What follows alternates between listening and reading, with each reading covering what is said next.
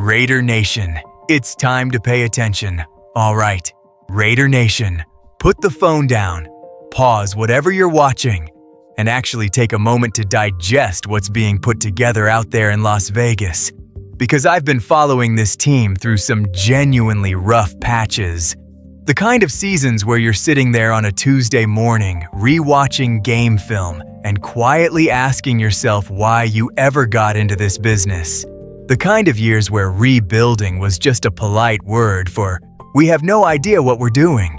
Those seasons were real, and they were painful, and a lot of us felt every single one of them. But what's unfolding right now? This is something else entirely. This isn't that hollow, cautious optimism you feel every April, the kind that evaporates like morning fog the moment Week 4 rolls around and reality slaps you across the face. No, what we're watching is a genuine, full-blown roster transformation happening right in front of us in real time, piece by piece. And if the move that's currently being hammered out in negotiations actually lands, if Tyreek Hill actually suits up in silver and black, then the entire conversation around this franchise shifts permanently, not temporarily. Not for one good season, permanently. So let's set the scene properly.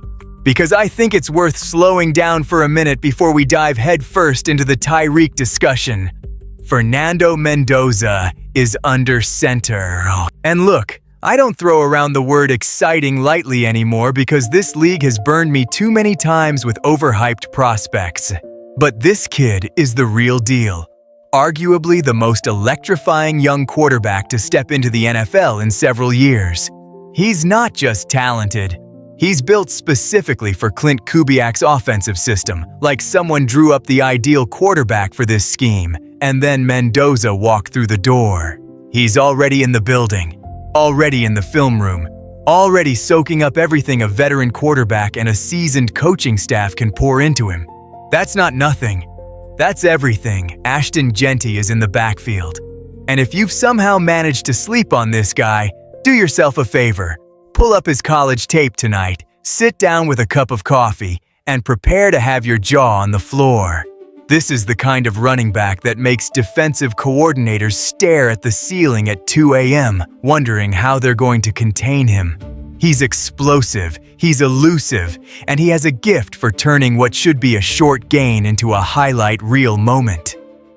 Max Crosby is still on the defensive line, locked in and staying put, despite all the trade rumor noise that swirled around him earlier this offseason.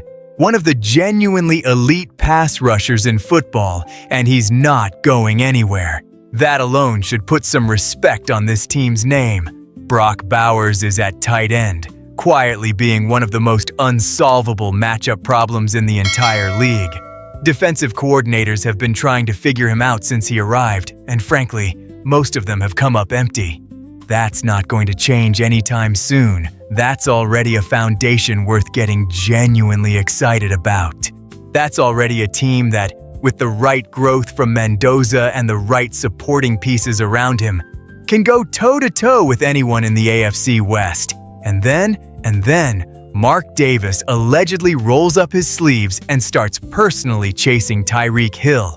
By the way, I want to be upfront with you. I'm gathering every credible piece of information I can find and bringing it straight to you. If you're a diehard Raiders fan like me, drop your thoughts in the comments. I genuinely believe this team has what it takes to be on that Super Bowl stage this season. And if you haven't subscribed yet, now would be a great time. All right, let's keep going. When an owner personally gets involved in a negotiation, that's not a standard front office move. Owners don't wade into conversations about veteran minimum deals. They don't show up personally for depth signing discussions.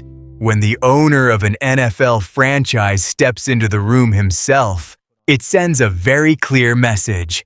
The player being pursued is a big deal. The contract numbers being discussed are significant, and the organization, from the very top, genuinely believes this signing could alter the entire direction of the franchise. Mark Davis going after Tyreek Hill isn't just a transaction. It's a declaration. It's the organization saying out loud, We're serious, and we're ready to win.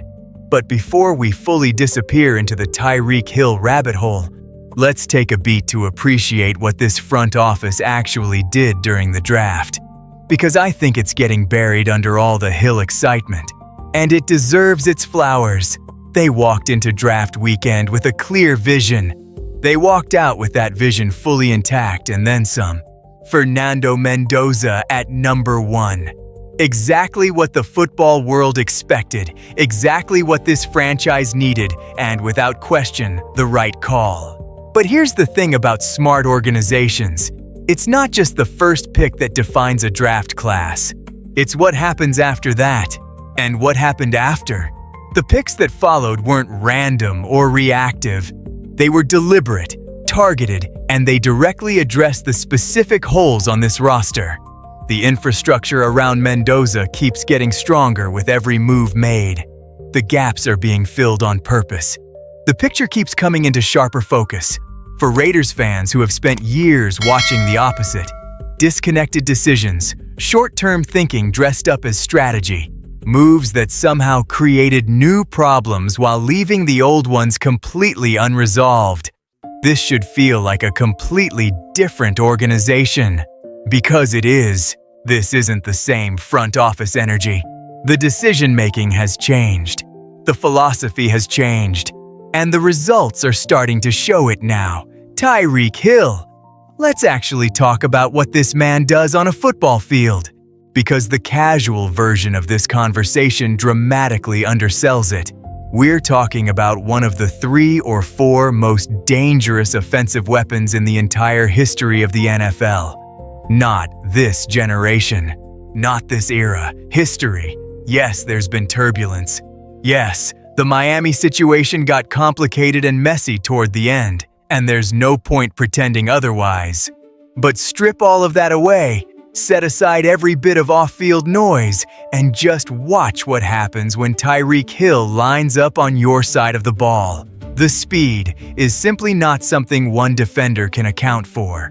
It's physically impossible to shadow him the way you might shadow a conventional receiver.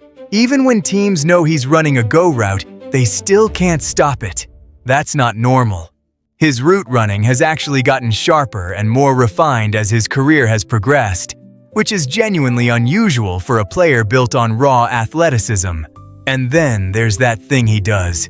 That ability to catch a routine 5-yard pass and somehow turn it into a 50-yard gain through sheer vision, acceleration, and the kind of second-level instincts you simply cannot teach. That's a gift. A rare, ridiculous, unfair gift. Here's the honest picture of the Raiders' receiving core right now, without Hill in it. Real pieces, genuine contributors, players who can win matchups, but no true game-breaking outside threat. That's the gap that's been openly acknowledged throughout this entire offseason. Brock Bowers is elite, but he's a tight end, which means defenses can reduce some of his impact by going nickel and dime and keeping linebackers off the field. Genty commands massive respect in the run game. Mendoza is going to grow and develop throughout the year. But what this offense has been missing, the one thing, is a weapon so threatening that every other weapon becomes exponentially more dangerous just by his presence on the field. The player whose very existence on your roster forces defenses to overcommit somewhere, leaving everyone else with a favorable matchup they can exploit. Tyreek Hill has always been exactly that player. He is the problem that makes every other problem for the defense worse. And here's the angle I don't think is getting nearly enough attention. Hill is coming into a situation with a young quarterback running a clean, well-designed offensive system under Kubiak, a system that leans heavily on play action, RPOs, and spacing concepts that create natural separation.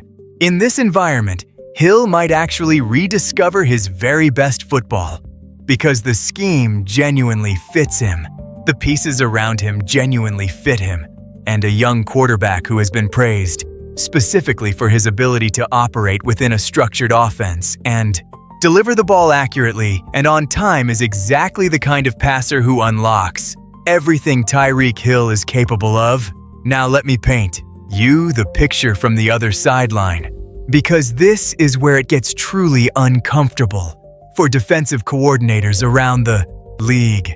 You're already terrified of Ashton Genty, taking a routine handoff and turning a 2-yard loss into a 60-yard touchdown. You're already losing sleep trying to keep Brock Bowers from getting isolated on a linebacker, a matchup he wins, by the way, every single time. Kubiak is running play action and RPOs that punish you for stacking the box, which means you can't just throw extra run defenders at Genty without leaving someone else wide open. And now, on top of all of that, you have Tyreek Hill aligned on the outside. A man who can be standing 5 yards behind the line of scrimmage and still beat your cornerback deep before the safety can rotate over to help. A man who makes NFL defensive backs look like they're running in sand. So where do you put your resources? Do you roll coverage toward Hill and leave Bowers matched up in open space?